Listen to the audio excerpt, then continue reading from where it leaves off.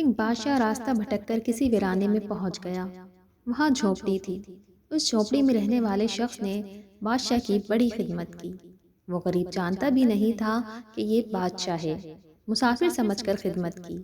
بادشاہ بہت خوش ہوا۔ جب جانے لگا تو اس نے اپنی انگلی سے انگوٹھی اتاری اور کہا، تم مجھے نہیں جانتے ہو کہ میں بادشاہ ہوں۔ یہ انگوٹھی اپنے پاس رکھو۔ جب کبھی کوئی ضرورت ہو ہمارے محل میں آ جانا۔ دروازے پر جو دربان ہوگا اسے یہ انگوٹھی دکھا دینا۔ ہم کسی بھی حالت میں ہوں گے وہ ہم سے ملاقات کرا دے گا۔ بادشاہ چلا گیا۔ کچھ دن کے بعد اس کو کوئی ضرورت پیش آئی تو وہ دیہاتی بڑے میاں محل کے دروازے پر پہنچے۔ کہا، بادشاہ سے ملنا ہے۔ دربان نے اوپر سے نیچے تک دیکھا کہ اس کی کیا اوقات ہے بادشاہ سے ملنے کی۔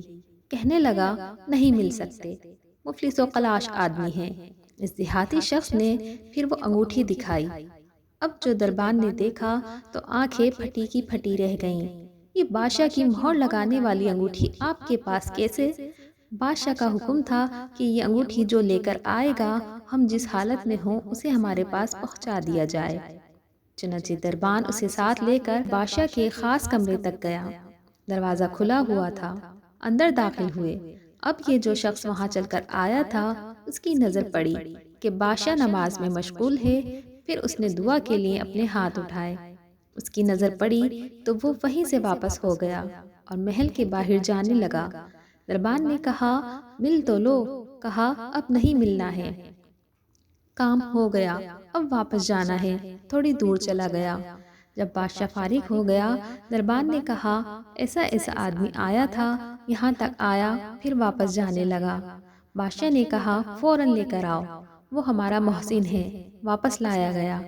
بادشاہ نے کہا، آئے ہو تو ملے ہوتے، ایسے کیسے چلے گئے؟ اس نے کہا، بادشاہ سلامت، اصل بات یہ ہے کہ آپ نے کہا تھا کہ کوئی ضرورت پیش آئے تو آ جانا، ہم ضرورت پوری کر دیں گے۔ مجھے ضرورت پیش آئی تھی، میں آیا اور آ کر دیکھا کہ آپ بھی کسی سے مانگ رہے ہیں، تو میرے دل میں خیال آیا کہ بادشاہ جس سے مانگ رہا ہے کیوں نہ میں بھی اسی سے مانگ لوں۔